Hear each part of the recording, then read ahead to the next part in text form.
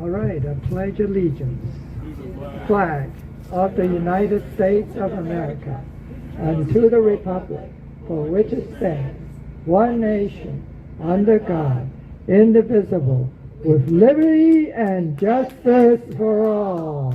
Amen. All the way. Thank you, Dwight. You touch me, and I'm so blessed to know you. And you're one of these lights in this whole thing. You and Lily and all of you. It's so important to unite, like Dwight said. And especially in this time, I feel like that, I feel sad because of all the conflict, obviously, in the world, but it's like 1,000 days passed since January 6th, 1,000 days since Ashley was murdered, 1,000 days since Guy tried to have a redress of grievances, and so many others did that day. And at this point, hindsight's a bitch. Because honestly, I wish Guy would have gone harder. I wish everybody would have gone harder. I think we would be in a much better place if we would have held the line and stood our ground. And I guess, if anything, we learned from it.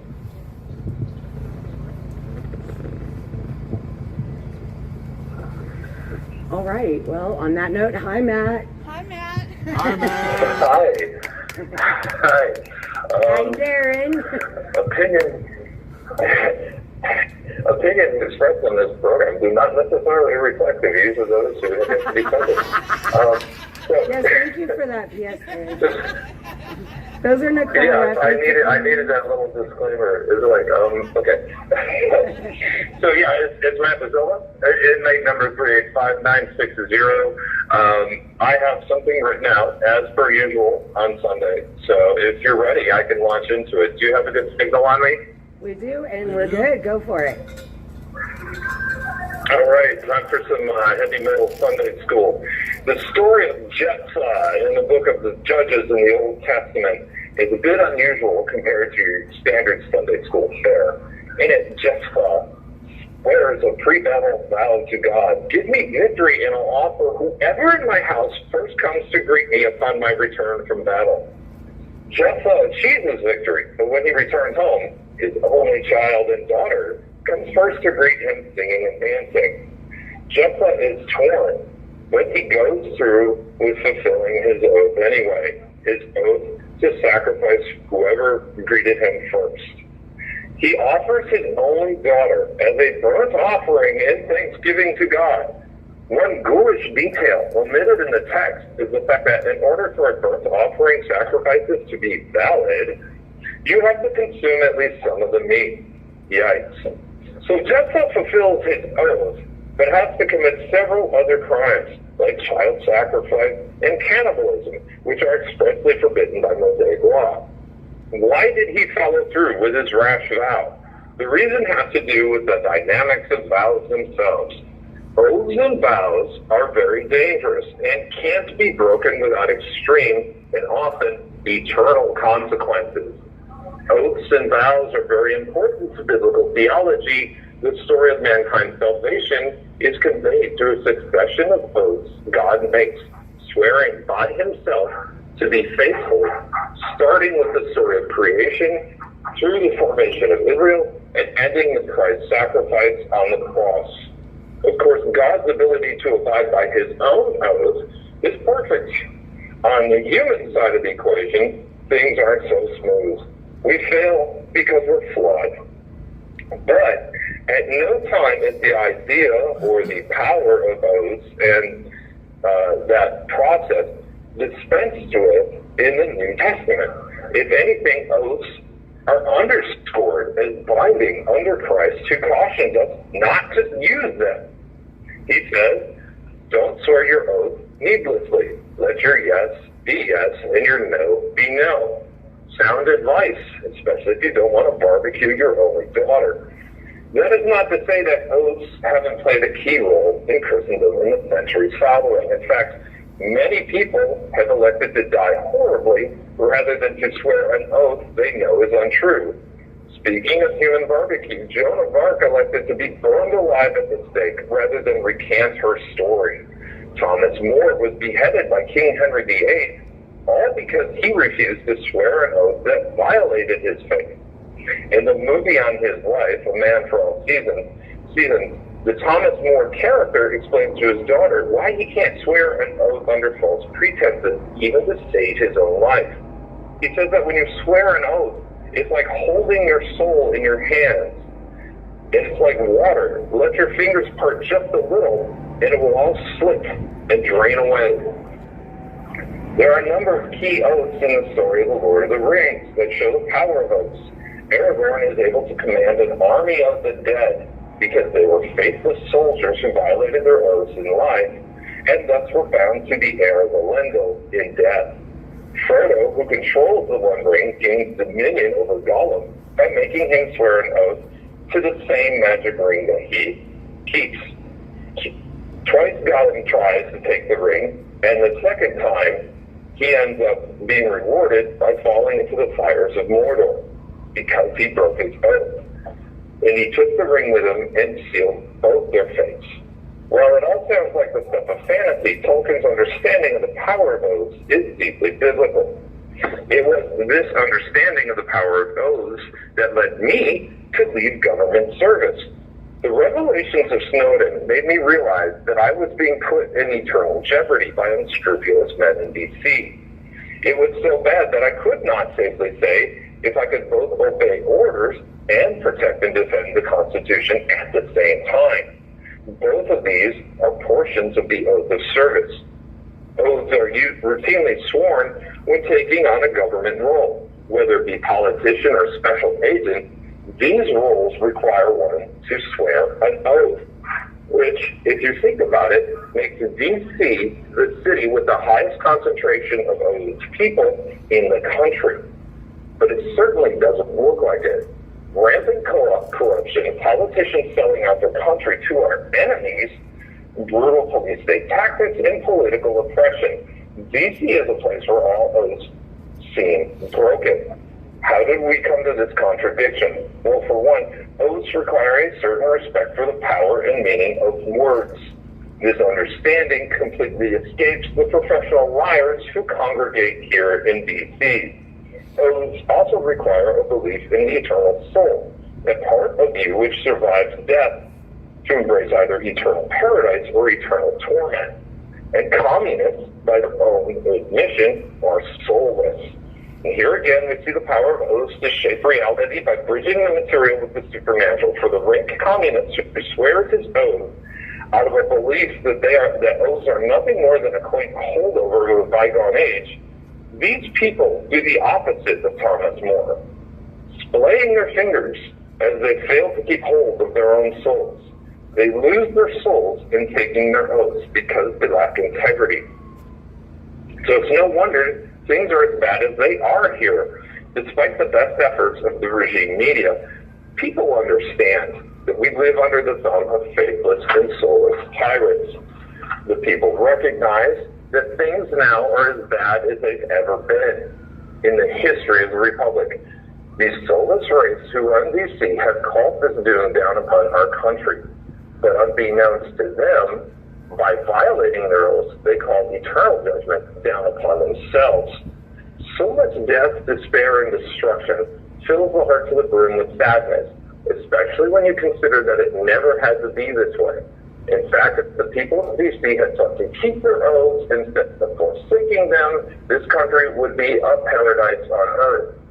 So perhaps America may once again achieve such greatness through the power of oaths spoken by people of faith and integrity. And that's it. That was a really nice speech about oaths and very interesting because I don't think I've ever heard that story about Jessup. Is that what the name you were saying, Jessup? Yeah, Jephthah is Jephthah. Jephthah. It's a very small thing. and it's like it's the kind of story you only come across when you're reading the Bible straight through, because most people don't want to deal with that kind of. I don't think it's true. I'm going to get in a lot of trouble for saying this, but it sounds more like a parable or a story, not meant to be taken literally. But if it is literal, it's rather macabre. Some people think that the story is there to justify a tradition where virgins go up into the mountain and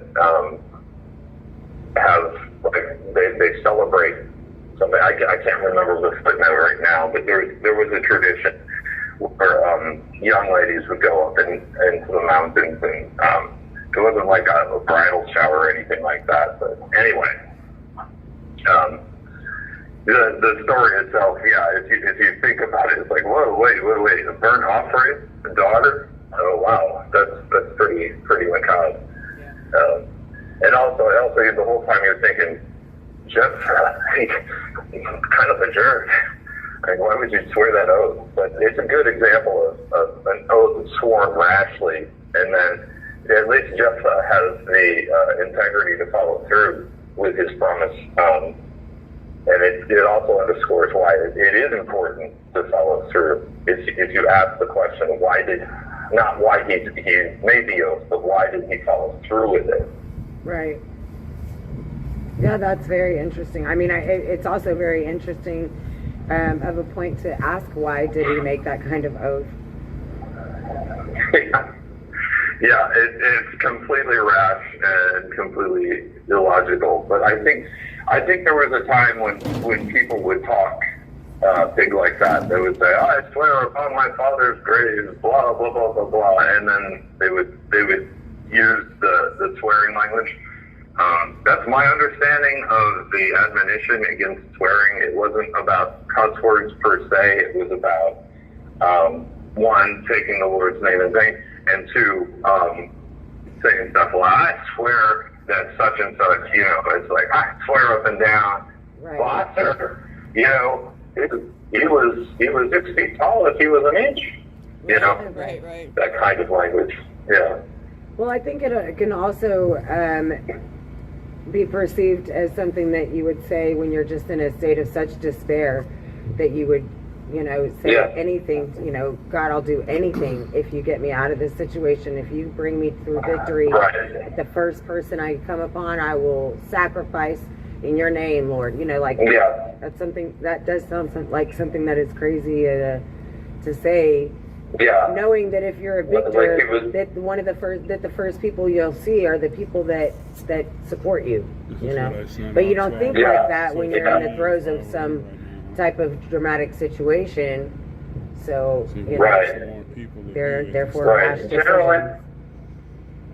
Generally speaking, I think if your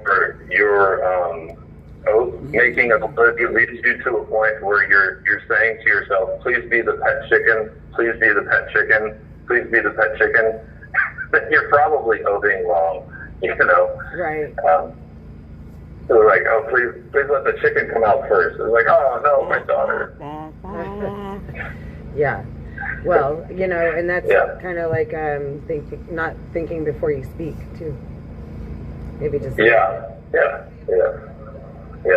But the whole idea is that we all swear oaths, and we take them really seriously, or we're supposed to take them seriously. And my personal experience was after Snowden, because you don't have a need to know. So whether or not you're assisting with a larger, more sinister project that could be contrary to the Constitution and preserving it, that was one of the reasons why I left. And that's a very highfalutin way of putting it. But I wasn't the only one who left after that. There were a number of other sailors who left around the same time, and they were all people like me. They had at least more than 10 years in, and usually if you get past the halfway mark in military service, want to just round out that last 10 years because then you get that retirement bonus for until you die. You have 1 minute remaining. And a lot of people turn their backs on that opportunity and that benefit because they didn't like what they saw. And I don't think the Navy or the government really tracks that very closely. So they might not know it. Now they do. Well, I think that you may be right, but you also you may be a little bit wrong. I think they do track it. They just don't want the rest of the world to know about it. It's one of those need-to-know bases that they like to say it's classified information, and you're not high enough level to know this. So you don't need to know. But I think it's a pretty poignant. I think it's a good point that a lot of service members felt betrayed when all of that stuff came out with Snowden. We're about to get cut off. I don't want to continue because I hate that lady cutting us off. But anyway, I will hear you at the anthem, Matt, and we will talk to you tomorrow. See you at the anthem. Okay, thank you guys. We love you. Oh my God. I knew it was going to happen. I just knew it. The conversation was too interesting. Hi, Uncle Deuce. Hi, Joe.